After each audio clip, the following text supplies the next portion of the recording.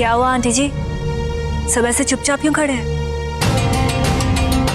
हुआ ये कि जो जैसा बोएगा वैसा काटना भी तो पड़ता है ना।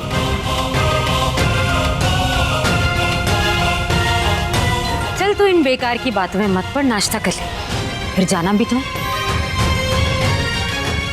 आजा।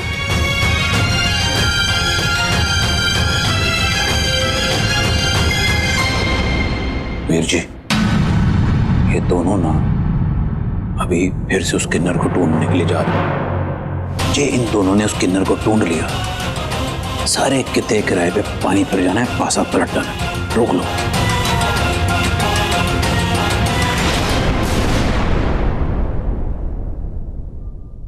इस दुकान में तो ऐसे होता है,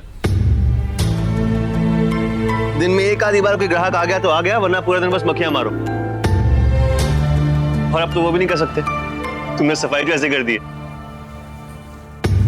टाइम पास का कोई नया तरीका ढूंढना पड़ेगा। उन्हें तो बड़ी सुंदर है, अच्छी भी है, फिर बिकते क्यों नहीं है?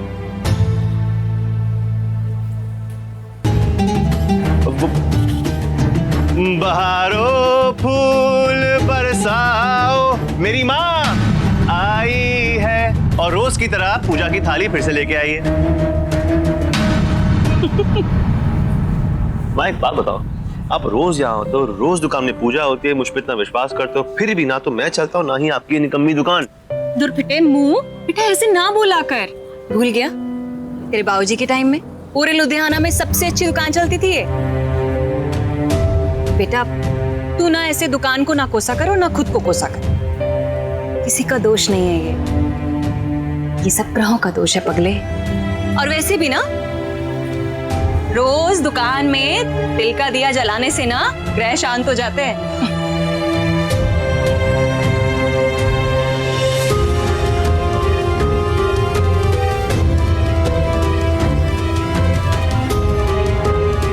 चलिए घंटी ले ले तू। हाँ भूल जाता है रोज। हाँ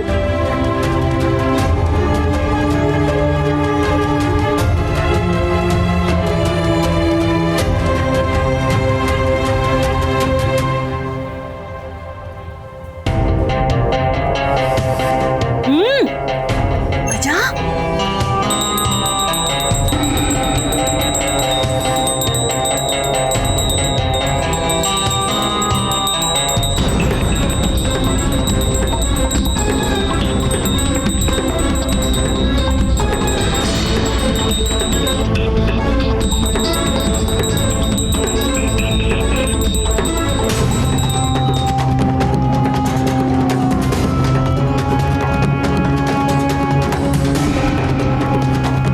कितनी बार कहा है, दुकान जब तक नहीं बढ़े ना तब तक ताला मत लगाया कर, अब शकुन होता है।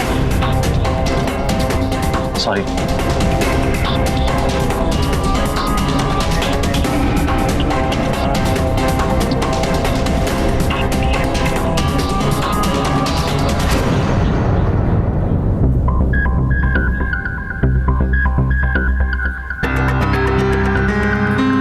अरे माँ, और कितना धुआं उड़ाओगी, अब बस भी करो। बेटा जितना ज्यादा धुआं होगा ना, बुरी शक्तियां उतनी जल्दी दूर भाग जाएंगी। माँ माँ माँ, जितनी भी बुरी शक्तियां थी वो सब भाग चुकी हैं। माँ प्लीज घर जाइए। झपक।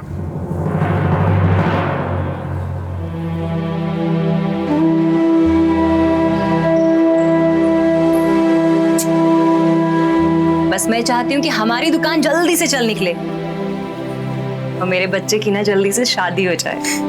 अच्छा ठीक है, दुकान का ख्याल रखना, मैं जाती हूँ। दुकान का ख्याल रखना। हाँ माँ।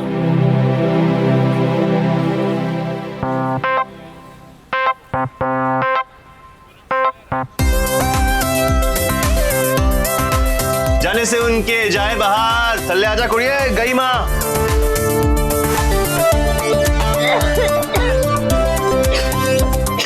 बहुत हुआ, पानी पी लो।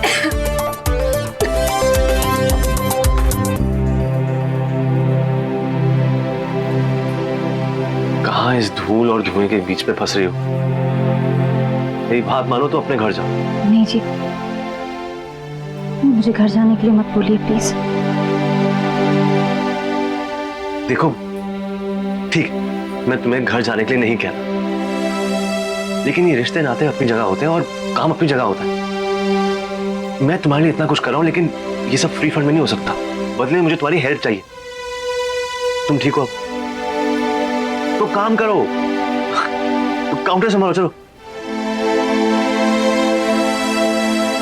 हम हिसाब बराबर।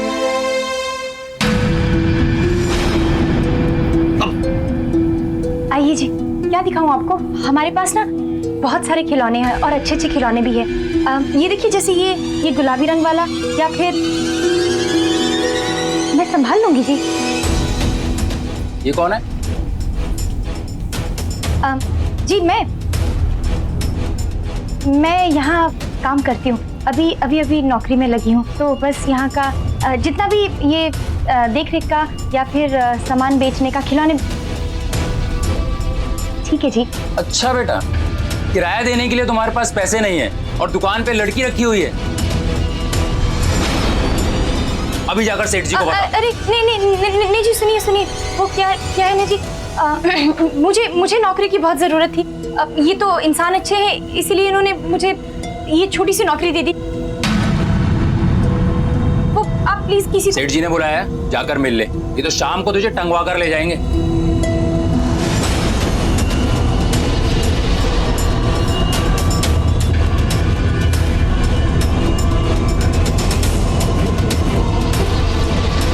एक बात बताओ, लड़कियों को इतना ओवर स्मार्ट बनने की क्या जरूरत होती है हमेशा? अरे उसके सामने ये बताने की क्या जरूरत थी कि मैं तुम्हें यहाँ पे काम पे रखा है?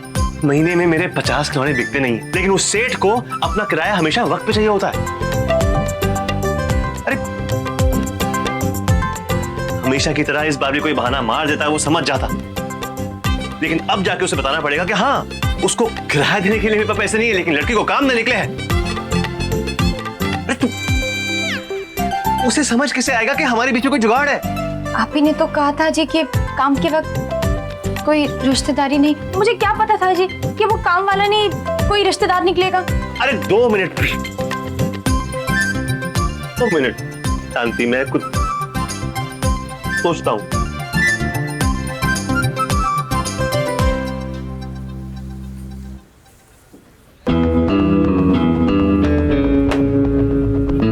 सोच ले। देखो, तुम मेरे साथ इसी वक्त उस सेठ के पास चलोगी और उससे बताओगी कि कैसे मैंने तुम्हारी मदद की है। तुम्हें खाना दिया, तुम्हें रहने की जगह दी, तो शायद मुझ पे उससे थोड़ी दया आ जाए। जी, आपने सच में मेरी मदद की है। मुझे छत दी, नौकरी दी। ऐसे मुसीबत के वक्त तो मैं जरूर आपका साथ दूं। वो सब मैं जानता हूँ, और तुम मेरे साथ चलोगी। Is currently switched off. Switch off. दी भी ना अजीब ही जिद्दी है, फोन स्विच ऑफ करके बैठी है। मैं फोन करके बता नहीं सकती कि सही सलामत है या नहीं। कोई यहाँ सोच सोच के मरे जा रहा है, उसकी कोई फिक्र नहीं है। मनिंदर पाजी। अरे सत श्री अकाल अंकल जी। सत श्री अकाल जी। वो मनिंदर सिंह जी अभी घर पे नहीं है, आप मुझे बताइए ना। आज फिर पंचायत में उनकी बेटी और आपके मामले की सुनवाई है। अच्छा, अभी तो वो लोग बाहर गए हुए हैं, जैसे आते हैं मैं उन्हें बता दूंगा। चंगा, सत श्री अकाल।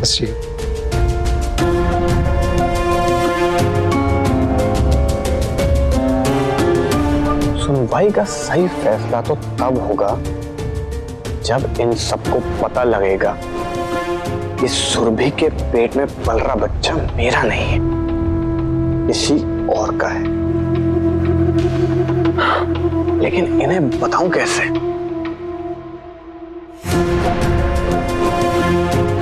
नानी, मैं ऑफिस जाती हूँ, दी को बीच बीच में फोन मिलाती रहूंगी। ठीक है। हाँ सुरभि, दर्द हो रहा है नानी। चल चल चल, बस बस, बस आराम से बैठ जा। शाबाश, आराम से लेट जा। लेट जा।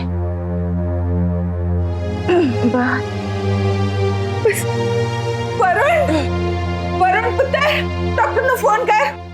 पुत्र जरा डॉक्टर को बुलाना। डॉक्टर को? क्यों, क्या हुआ उसे? पुत्र तू नहीं समझेगा, वो पेट से है पुत्र, उसको पेट में दर्द हो रहा है, बुला ला चल। अरे जब बच्चा मेरा नहीं है तो मैं क्यों बुलाने जाऊं डॉक्टर को?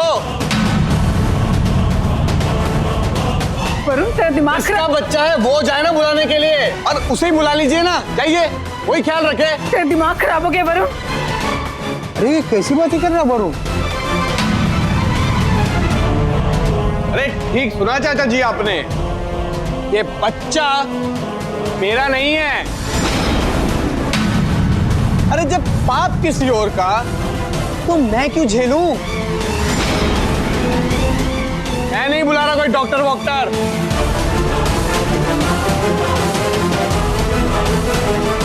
पैसा बेदी तो मत मारी गई है, मैं हाथ जोड़ दिया। बच्चे के पेट में बड़ा दर्द दे रही है, जल्दी करो जी, आप बुला लो डॉक्टर को। अरे जान बोला।